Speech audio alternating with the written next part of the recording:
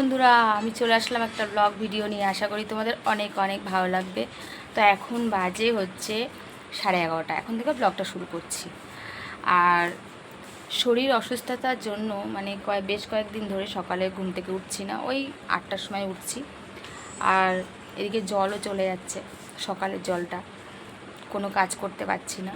তো এখন জল আসবে, কাজ করব। তাই হচ্ছে বাসনগুলো সব কলপাড়ে রেখেছি। আর এদিকে রান্না বান্না স্নান করে তারপরে করব, সমস্ত কাজ বাজগুলো রেডি করে তারপরে, ঠিক আছে।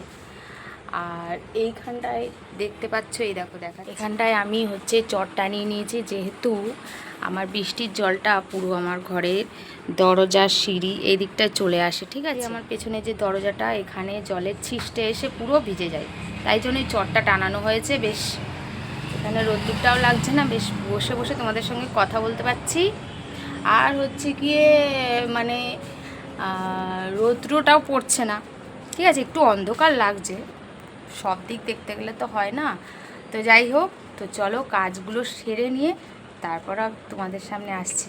এখন যাবো বাসন মাজতে, ওদিকে গ্যাস মোছা, রান্নাঘর পরিষ্কার করা সব কমপ্লিট হয়ে গেছে, ঠিক আছে।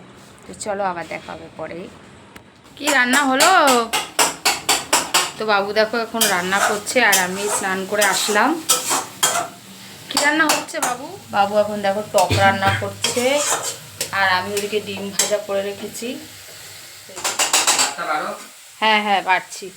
ওদিকে ওর খিদে পেয়ে গেছে, আমাকে বলছে ভাত বাড়তে। আর আমি এই স্নান করে উঠলাম, উঠেই ডিমটা ভাজা করলাম আর চাটনিটা বসিয়েছি। বাবু বলছে তুমি সরো মা, ভাতটা বাড়ো, আমি চাটনিটা করছি। তো করছে রান্না। এখন যাব ভাত বসাতে। আর বাইরের ওয়েদারটা একটু দেখো, চলো। এই কয়েকদিন হলো রোজই সন্ধ্যা হলে বৃষ্টি হয়, আর সারাদিন রোদ্দুর থাকে। আর কালকে ঠিক এরম টাইমে বৃষ্টি শুরু হয়ে গেছিলো।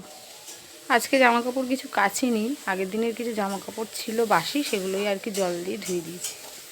কাঁচা ধোয়া আজকে আর করিনি। তো এখানে আমি নিয়ে নিয়েছি ডিম ভাজা, লাউয়ের তরকারি।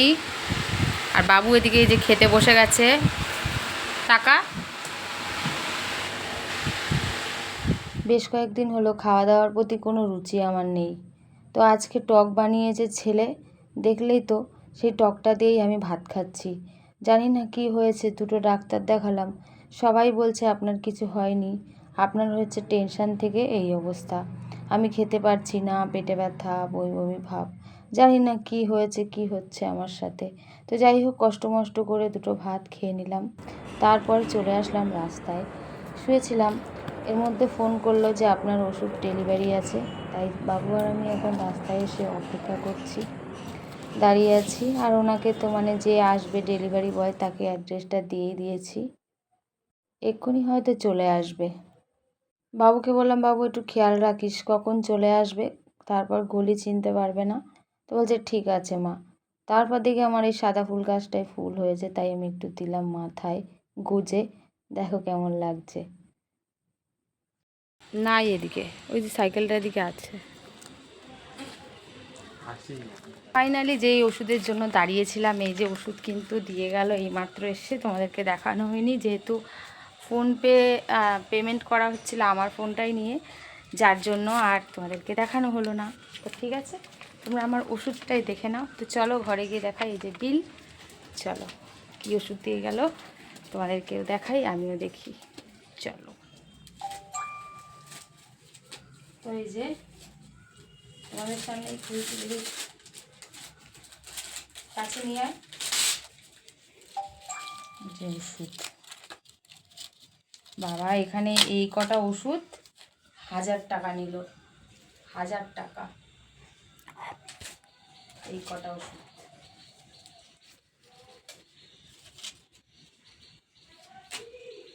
এই যে 2 রকম আসার কথা, এখানে একরকম ওষুধ দেখছি কেন সব?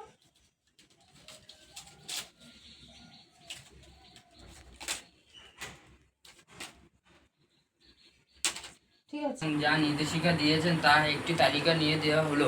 শোনো, এবার শোনো। এত এত এত এত অর্থাৎ এত রাতে করে দাঁড়া। তো ওষুধ দিয়ে গেছে, কখন কোন সময় খেতে হবে সেটা আর কি জানা হয়নি, ডেলিভারি বয় দিয়ে গেল। তো এখন আমরা চ্যাট জিপিটিকে জিজ্ঞেস করছি, গুগলে জিজ্ঞেস করছি কখন ওষুধ খাবো। আমাদের সত্যি মানে কি বলবো, ওষুধটা দিয়ে গেলে তো মানুষ বলে যায় যে ঠিক আছে এই টাইমে ওষুধটা খাবেন। ডেলিভারি বয়কেও বলেনি ওষুধ দেওয়ার সময়, আর আমরাও শুনিনি। যাই হোক, এখন দেখা যাক, ফাইনালি আমরা শুনে নিই কখন কোনটা খেতে হবে। ঠিক আছে, এই যে সব এখন এই যে পাতিয়ে নিয়ে বসেছি। তো আমাদের কলে কিন্তু জল এসে গেছে, আর জল চলেও যাচ্ছে দেখো। আর আমাদের জলে যে কি আয়রন তোমাদেরকে কি বলবো, যার জন্য আমি এই কাপড়টা বেঁধে জল তুলি। ঠিক আছে, রাত্রে চাল টাল ধোয়ার জন্য এই যে গামলার মধ্যে জল ভরে রাখলাম কিছুটা।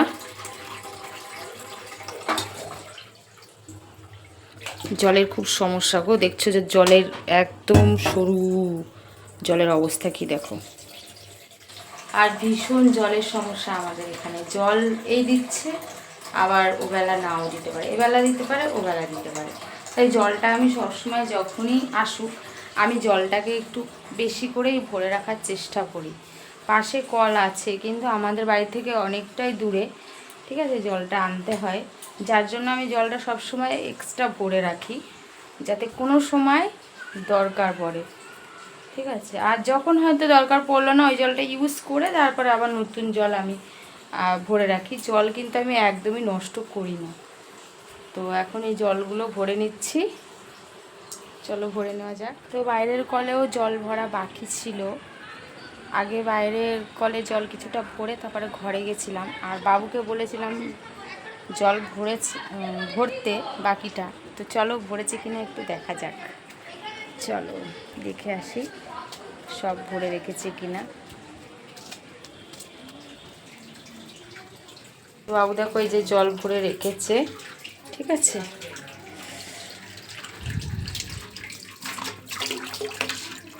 এটা একটু ফাঁকা আছে, এটা ভরতে লাগুক, একটুখানি ফাঁকা আছে, তো ওর মতন ভরেই যাবে। এখনই জল অবশ্য চলে যাবে, জল বেশিক্ষণ আর থাকবে না। আর এখানটায় অনেক গাছ ছিল, বাবু লাগিয়েছিল ফুল গাছ, তো সব তুলে ফেলা হয়েছে। আর ভাড়া বাড়িতে কী গাছ লাগাবো বলো তো। আর এখানে দেখো ড্রেন, কাঁচা ড্রেন, ঠিক আছে, জল যাওয়ার কোনো রাস্তাও নেই। আর এই যে নয়নতারা ফুল গাছ দেখো কত সুন্দর ফুল হয়েছে। এইখানে পুরো ভর্তি ছিল, তো এই জায়গাটা পরিষ্কার করা হয়েছে। পরিষ্কার করা হলে হবে কি, কিন্তু জল যখন জমে যায় তখন আর কি পরিষ্কার থাকে, পুরো জল জল হয়ে যায়। তারপর আবার জলটা নেমেও যায়। ঠিক আছে, আর কিছু জামা কাপড় ছিল, মানে দুপুরে স্নান করেছিলাম তো জামা কাপড় ধোয়া হয়েছিল না। জামা কাপড় বলতেই আমার এই নাইটিটাই বাকি ছিল, সেটাকে এখন ধুয়ে এই যে মেলে দিলাম। আর ছেলের অবস্থা দেখো, কানে হেডফোন দিয়ে গান শুনছে আর ঘুমাচ্ছে। আবার কি করছে দেখো ফোন নিয়ে। আমি ইনস্টাগ্রাম দেখে একটা চুল বাঁধার স্টাইল করছিলাম, আর চুল বেঁধেছি দেখো। চুল এখান থেকে তো একদমই আমার কম, সেক্ষেত্রে আমার চুলে কোনো স্টাইল করা যায় না। তো এখন পরবো একটু সিঁদুর, যেহেতু স্নান করার পরে সিঁদুর পরা হয়নি।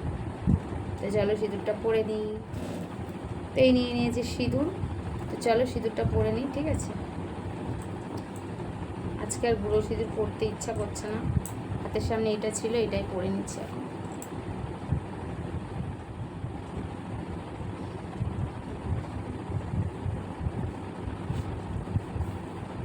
বারো মাসে 6 মাস থাকি অসুস্থ, 6 মাস থাকি ভালো। কি আর সাজগোজ করবো বলো তো, ভালো লাগে না। এইটা থেকে গেছে।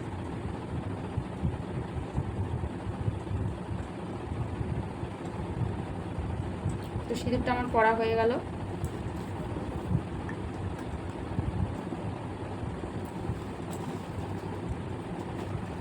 তারপর নিয়ে নিজে একটু লিপস্টিক হালকা করে দেবো। লিপস্টিকটা পরবো কেন, কারণ কি লিপস্টিক পরবো কেন, কারণ হচ্ছে ফটো তোলার জন্য একটু লিপস্টিক পরেছি।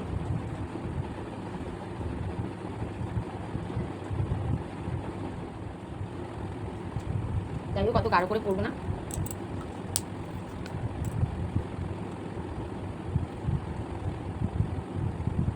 বুড়ি বয়সে কি আর মানালে সাজলে হয়, চুড়ি সাজলে হয়, সেই আসল চেহারাটা কিন্তু বেরিয়েই যায়, তাই না? কথা আছে শাক দিয়ে কি মাছ ঢাকা যায়, সেই শাক কিন্তু বেরিয়েই যায়। আর কানেরটা কালকে খুলে রেখেছিলাম, ভিডিও করছিলাম, যেটা সবসময় করি সেটা খুলে রেখেছি, সেটাও একটু বাদে করবো। ঠিক আছে, তো চলো এখন কটা ফটো তুলে নিই। আর এই যে গোলাপটা এখানে দিয়ে নিই, হাফ ফটো তুলবো হাফ। ছেলে চলে আসলো বাড়ি, ও গেছিলো পড়তে, আর আমি তার মধ্যে কিন্তু সোয়াবিন রান্না করে নিয়েছি। তো তোমাদের সঙ্গে আর শেয়ার করা হয়নি, তো রান্নাও হয়ে গেছে। তখন মনে পড়েছে যা ভিডিওটা তো করলামই না, কী আর করা যাবে, রান্না হয়ে গেছে, চলো রান্নাটাই দেখাই। তো এই দেখো, এই যে সোয়াবিন রান্না কিন্তু আমার হয়ে গেছে। ঠিক আছে, অন্ধকার পড়ছে। আর মধ্যে দিয়ে দিয়েছিলাম ডিম।